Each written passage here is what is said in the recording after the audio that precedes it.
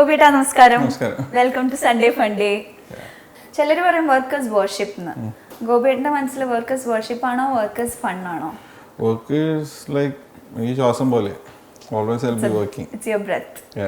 ഒരു serious kind of കോമ്പോസിഷനും അതല്ലെങ്കിൽ ഫൺ കൈൻഡ് ഓഫ് കോമ്പോസിഷനും ചെയ്യുമ്പോൾ ഗോപി സുന്ദർ എന്ന് പറയുന്ന മ്യൂസിക് ഡയറക്ടർ ആണോ അവിടെ കൂടുതൽ വർക്ക് ചെയ്യണേ, അതോ ഒരു മ്യൂസിക് അനലിസ്റ്റ് ആണോ അവിടെ വർക്ക് ചെയ്യണേ, അതോ എല്ലാം ഒരു മിക്സ് ആണോ? എങ്ങനെയാണ് way of working for different movies?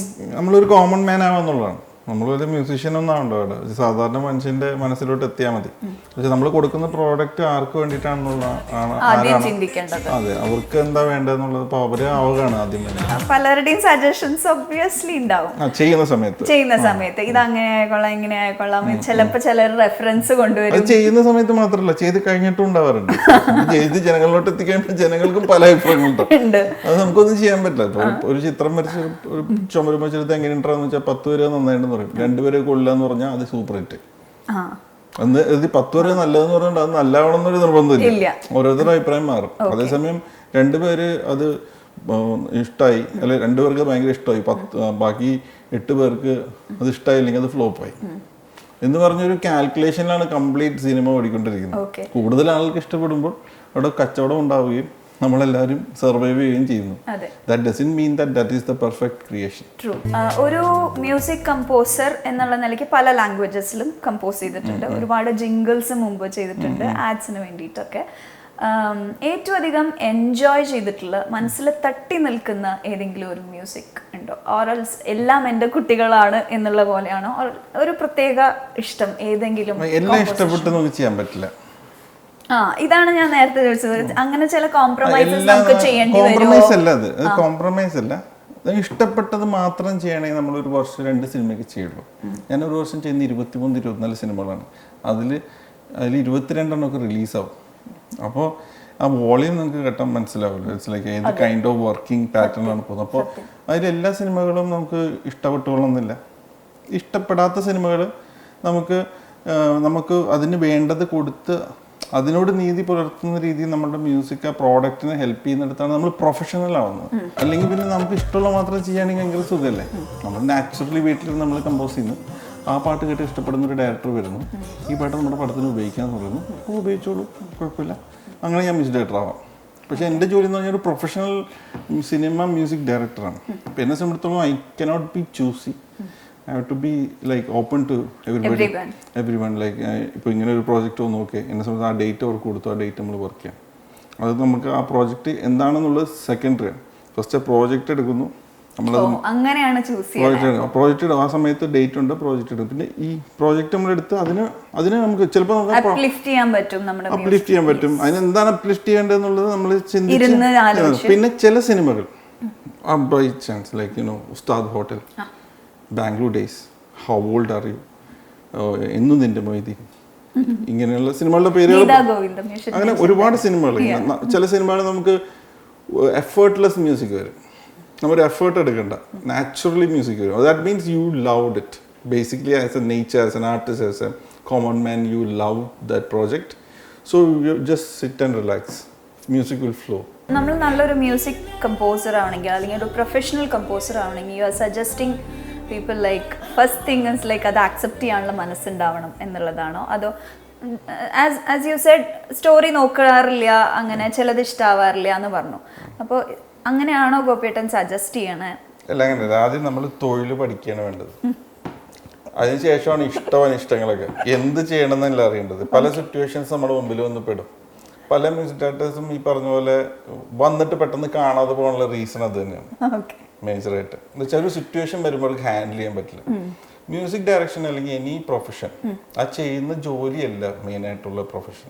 ഒരു മ്യൂസിക് ഡയറക്ടർ മാറ്റാൻ പറയുമ്പോൾ ഞാനിത് എത്ര കാലം കൊച്ചിയിൽ തൊട്ട് പഠിച്ചു വെച്ചൊരു രാഗം ഞാൻ ചെയ്യണം, ഈ രാഗത്തിനെ കുറിച്ച് താങ്കൾക്ക് എന്തറിയാം എന്നൊക്കെ പറഞ്ഞിട്ട് വെറുതെ അലമ്പുണ്ടാവും. അപ്പം നമ്മളൊരു മൂലയ്ക്കുന്നത് ഇങ്ങനെ കണ്ടുകൊണ്ടിരിക്കുകയായിരിക്കും. നമുക്ക് അതിലൂടെ കുറേ കാര്യങ്ങൾ പഠിക്കാൻ പറ്റും. ഇതൊന്നും കാണാതെ പെട്ടെന്ന് ഒരു ദിവസം വന്ന് മ്യൂസിക് ഡയറക്ടർ ആയി കഴിയുമ്പോൾ ഇതുപോലുള്ള സിറ്റുവേഷൻസ് ഉണ്ടാകുമ്പോൾ അവർക്ക് ഹാൻഡിൽ ചെയ്യാൻ പറ്റില്ല. അത് കൺട്രോൾ ചെയ്യുന്നിടത്താണ് നമുക്ക് നല്ല ജോലികളും വർക്കുകളൊക്കെ വരുന്നത്. അതുകൊണ്ട് തന്നെ വരുന്ന ജോലി വീട്ടിൽ വന്ന് കയറിയ ലക്ഷ്മിയാണ്. അതിനൊരിക്കലും നമ്മൾ നോ പറയരുത്. ഓക്കെ. അതാണ് എൻ്റെ ഒരു പോളിസി. ഒരു സെലക്റ്റീവ് ആവുന്നൊക്കെ വെറുതെ പറയുന്ന മാത്രമേ. അപ്പൊ ഗോപി സുന്ദർ എന്ന് പറയുന്ന വ്യക്തി ഡിപ്ലോമാറ്റിക് ആയിട്ട് കാര്യങ്ങൾ ഡീൽ ചെയ്യുന്ന ഒരാളാണെന്ന് ഞാൻ പറഞ്ഞാൽ ശരിയാണോ? Obviously, we have to be diplomatic, but you should not be, എന്താ പറയുക, ഉള്ളിലൊന്നും വെച്ച് വേറെ ഒന്നും ബിഹേവ് ചെയ്യേണ്ട കാര്യമില്ല. അതൊരു രീതിയിൽ നമുക്ക് നല്ല രീതിയിൽ പറഞ്ഞ് അവതരിപ്പിക്കുന്നുണ്ടല്ലോ. നമുക്ക് ഇഷ്ടമില്ലാത്തൊരു കാര്യം നല്ല രീതിയിൽ അവതരിപ്പിക്കാമല്ലോ. അങ്ങനെ ഡീൽ ചെയ്യുന്ന ഒരാളാണ്. അല്ലാണ്ട് അതിന് ഡിപ്ലോമസി എന്ന് പറയും. പക്ഷെ വേറൊരാളെ പുറത്ത് വേറെ പറഞ്ഞിട്ട് ഉള്ളിൽ വേറെ ചിന്തിക്കുന്ന ആളല്ല. അതുപോലെ തന്നെ പുറത്തെന്ന് പറഞ്ഞിട്ട് അപ്പുറത്ത് പോയി വേറെ പറയുന്ന ആൾക്കാരും നമ്മൾ ഇഷ്ടം പോലെ കാണാറുണ്ട്. അങ്ങനെയുള്ള സിറ്റുവേഷൻസ് ഗോപിയുടെ ലൈഫിൽ കുറെ, ബിക്കോസ് ഒരുപാട് വർഷമായി ചേട്ടൻ ഈ ഇൻഡസ്ട്രിയിലുള്ളത്, അങ്ങനെയുള്ള സിറ്റുവേഷൻസ് ഒരുപാട് ഉണ്ടായിട്ടുണ്ടാവും ഒബ്വിയസ്ലി. പക്ഷെ അതിനെ കുറിച്ച് നമ്മൾ ബോധർ ചെയ്യാതിരിക്കുക എന്നുള്ളത് മാത്രമേ പറയാൻ പറ്റുള്ളൂ. നമ്മൾ അതിനെക്കുറിച്ച് പറയാതിരുന്നാൽ മതി. So it's no problem. It is always there. Maybe നമ്മൾ പെർഫെക്റ്റ് ആണോ? അല്ലല്ലോ. ഇപ്പോൾ വേറെ ആളുടെ ഒരു കാര്യം ഞാൻ എൻ്റെ വളരെ അടുത്ത സുഹൃത്തിനോട് ചിലപ്പോൾ പറഞ്ഞേക്കാം, ചിലപ്പോൾ അറിയാതെ പോലും നമ്മൾ പറഞ്ഞേക്കാം. So we have to judge. ഒരു ജഡ്ജ് ചെയ്യുകയാണെങ്കിൽ നമ്മളാണ് ആദ്യം ജഡ്ജ് ചെയ്യേണ്ടത്. So I don't think I am a perfect in that. I am a perfect man in that. അപ്പം നമ്മൾ ഒരുപക്ഷെ അങ്ങനെയൊക്കെ പറഞ്ഞിട്ടുണ്ടാവും ലൈഫിൽ. So admit that and neglect. Neglect ചെയ്ത് അങ്ങനെ മനുഷ്യർ പല രീതിയിലുണ്ട്. ഞാനും അതിലൊരുത്തം തന്നെയാണ്, വലിയ വ്യത്യാസമൊന്നുമില്ല എന്നുള്ളത് മനസ്സിലാക്കി കഴിഞ്ഞാൽ ഒരു കുഴപ്പമില്ല. ഗോപി സുന്ദർ എന്ന് പറയുന്ന മ്യൂസിക് ഡയറക്ടറിൽ നിന്ന് മാറി, മ്യൂസിഷ്യനിൽ നിന്ന് മാറി ഇപ്പോൾ ഒരു പുതിയ പ്രൊഡക്ഷൻ കമ്പനി. മ്യൂസിഷ്യൻ മാറിയിട്ടില്ല. പ്രൊഡക്ഷൻ എന്ന് പറഞ്ഞാൽ മ്യൂസിക് ഇൻവെസ്റ്റ്മെന്റ് ആണ്. എനിക്ക് മ്യൂസിക് പ്രൊഡക്ഷൻ കമ്പനി ഉണ്ട്. അതായത് ഗോപി സുന്ദർ മ്യൂസിക് കമ്പനി. അതിലെങ്ങനെ വെച്ച് കഴിഞ്ഞിട്ടുണ്ടെങ്കിൽ നമ്മൾ ആൽബംസ്, അതായത് മ്യൂസിക് പുതിയ ചില പടങ്ങൾ വരുമ്പോൾ ചില ചെറിയ പ്രൊഡ്യൂസേഴ്സ്, നമ്മൾ അഫോർഡ് ചെയ്യാൻ പറ്റാത്ത പ്രൊഡ്യൂസേഴ്സ് വരുമ്പോൾ അവർക്ക് വേണ്ടി ഞാൻ മ്യൂസിക് ഫ്രീ ആയിട്ട് ചെയ്ത് കൊടുക്കും. അതിൻ്റെ റൈറ്റ്സ് ഞാൻ കീപ്പ് ചെയ്യുകയും ചെയ്യും. മ്യൂസിക്കിൻ്റെ റൈറ്റ്സ് ഞാൻ കീപ്പ് ചെയ്തിട്ട് മ്യൂസിക് ഫ്രീ ആയിട്ട് ചെയ്ത് കൊടുക്കുന്ന രീതിയുണ്ട്. ബാക്ക്ഗ്രൗണ്ട് സ്കോറിന് മാത്രമേ നമ്മൾ ചാർജ് ചെയ്യുന്നുള്ളൂ. ചില സമയത്ത് ഞാൻ ഫ്രീ ആയിരിക്കും. അപ്പോൾ എനിക്കൊരു ചെറിയ സിനിമ ചെയ്യാൻ പറ്റുമല്ലോ, നല്ല സിനിമയാണെങ്കിൽ ചെയ്യാം. അതുകൊണ്ട് അതിന് വേണ്ടിയിട്ടാണ് ഗോപി സുന്ദർ മ്യൂസിക് കമ്പനി ഉള്ളത്. അതിൽ എൻ്റെ ഇതുപോലെ പകർപ്പവകാശം എന്ന് പറയില്ലേ, റൈറ്റ്സ് വാങ്ങിച്ചിട്ട് അത് ചെയ്തു. എനിക്കിങ്ങനെ കുറച്ച് ശാഖകളുണ്ട്. അതിൽ ഒരെണ്ണമാണ് മ്യൂസിക് കമ്പനി. പിന്നെ അടുത്താണ് GST മീൻസ് മറ്റേ GST അല്ല കേട്ടോ, GST Gopi Sundar T junction എന്നാണ്. ഇതിൻ്റെ പരിപാടി എന്താ വെച്ച് കഴിഞ്ഞാൽ, എൻ്റെ അതിനു മുമ്പ് വേറൊരു കാര്യമുണ്ട്, വേറൊരു ശാഖയുണ്ട്. ഗോപി സുന്ദർ മ്യൂസിക് പ്രൊഡക്ഷൻ ഹബ്ബുണ്ട്. കരിങ്ങാച്ചിറയിലാണ്. അതിലെന്താ വെച്ച് കഴിഞ്ഞാൽ പുതിയതായിട്ട് പ്രോഗ്രാമേഴ്സ്, നമ്മുടെ മ്യൂസിക് പ്രൊഡക്ഷൻ പഠിപ്പിക്കുന്ന ഒരു സ്കൂളാണ്. സ്കൂൾ എന്ന് പറഞ്ഞു കഴിഞ്ഞാൽ ഗവൺമെൻറ് ഓതറൈസ്ഡ് സ്കൂൾ എന്നല്ല, ഒരു ട്യൂഷൻ സെൻ്ററാണ് എന്ന് വേണമെങ്കിൽ പറയാം. ഒരു ബിൽഡിംഗ് ആണ്, അത് വാടക എടുത്തിട്ട് ഇങ്ങനെ നമ്മൾ ട്യൂഷനൊക്കെ എടുക്കുകയാണ്. കുട്ടികൾക്ക് മ്യൂസിക് ചെയ്യാൻ താല്പര്യമുള്ള കുട്ടികൾക്ക് പ്രൊഡക്ഷനൊക്കെ പഠിപ്പിച്ചു കൊടുക്കുന്ന ഗോപി മാഷ് സെറ്റപ്പ് അവിടെ പഠിപ്പിച്ചു കൊടുക്കും. അങ്ങനെ ഫാക്കൽറ്റീസ് ഉണ്ട്. എൻ്റെ തന്നെയാണ് സിലബസും. അപ്പോൾ ഞാനിങ്ങനെ പഠിപ്പിച്ച് ഇങ്ങനെ കൊണ്ടുവരുന്നുണ്ട് കുറച്ച് പ്രോഗ്രാമേഴ്സിനെ. അത് ബാക്കിയുള്ള മ്യൂസിക് ഡയറക്ടേഴ്സിന് ഉപയോഗിക്കാനും പറ്റും. അങ്ങനെ അപ്പോൾ അതേ ബിൽഡിങ്ങിൽ തന്നെ മാസത്തിൽ ഒരു 1-2 ദിവസം പുറത്തുനിന്നുള്ള ആർട്ടിസ്റ്റുകൾ വന്നിട്ട് ഒരു പുതിയതായിട്ടുള്ള ഒരു ആർട്ടിസ്റ്റിനെ ഇൻട്രൊഡ്യൂസ് ചെയ്യും. അതാണ് GST, Gopi Sundar T junction.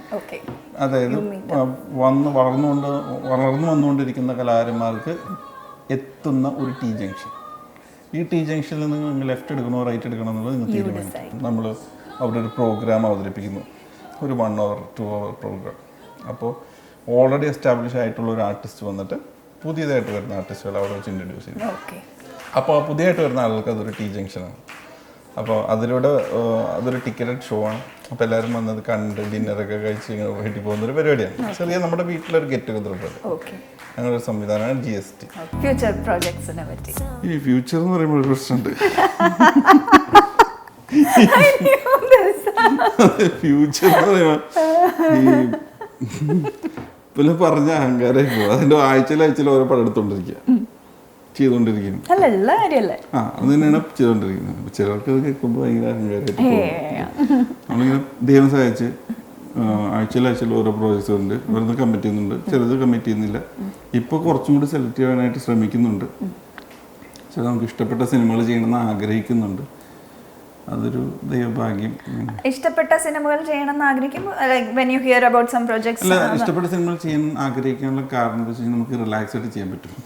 അതായത് ഈ പറഞ്ഞ പോലെ വേറെ ക്യാരക്ടർ ഒന്നും ഉണ്ടല്ലോ, സ്വന്തം അതെ സ്വന്തം. ഇപ്പൊ ചാർലി നിങ്ങളായിട്ട് പാട്ടുകൾ എൻ്റെ സ്റ്റൈലാണ്.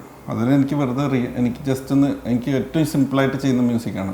വേറെ ചില സിനിമ നമ്മൾ വർക്ക് ചെയ്യുമ്പോൾ അത്രയും കുറച്ച് എഫേർട്ട് ചെയ്യാൻ കിട്ടേണ്ട വരും. ആ എഫേർട്ട് ഇല്ലാതിരുന്നാൽ കുറച്ചും കൂടി നല്ല മ്യൂസിക് നമുക്ക് ഫീൽ ചെയ്യാൻ പറ്റും. കാര്യം ആ പ്രോജക്റ്റ് നമുക്ക് ഇണങ്ങുന്ന രീതിയിലുള്ള പ്രോജക്ട്സ് ചൂസ് ചെയ്യുകയാണെങ്കിൽ നമുക്ക് കുറച്ചുകൂടി നല്ല വർക്കുകൾ നമുക്ക് കേൾക്കാൻ പറ്റുമല്ലോ. ഇത് ചവർ പോലെ എടുത്ത് ചെയ്യണ്ടല്ലോ എന്നൊക്കെ തോന്നും. പിന്നെ ബന്ധങ്ങളുടെ പുറത്ത് പലരും നീ ചെയ്യൂ എന്നൊക്കെ പറഞ്ഞു വരുമ്പോൾ നമ്മൾ ചെയ്തു കൊടുക്കും. കാര്യം ബന്ധങ്ങളും ഇമ്പോർട്ടൻ്റ് ആണ്. ഒരു പ്രൊഡ്യൂസറിന് വയ്യാതെ കിടക്കണ അദ്ദേഹം അത് കഴിഞ്ഞ് കടത്തിലാണ്, എന്തെങ്കിലും ഒരു അഡ്ജസ്റ്റ് ചെയ്ത് പ്രോജക്റ്റ് ഒന്ന് ചെയ്ത് കൊടുക്കണം, പൈസ കുറച്ച് ചെയ്യണം. അപ്പോൾ നമ്മൾ മുമ്പ് എന്തെങ്കിലും പുള്ളി സഹായിച്ചിട്ടുള്ള ആളായിരിക്കും. We have to do all that. It's all the part of... I know. I purely understand. എന്തായാലും വളരെയധികം സന്തോഷം ഗോപിയേട്ട. കുറെ പുതിയ വിശേഷങ്ങൾ അറിയാൻ പറ്റി. ഇനിയും എല്ലാ അനുഗ്രഹങ്ങളും ഐശ്വര്യവും സമ്പത്തും സമൃദ്ധിയും നേരത്തെ പറഞ്ഞ പോലെ എല്ലാം ഉണ്ടാവട്ടെ. Thank you so much.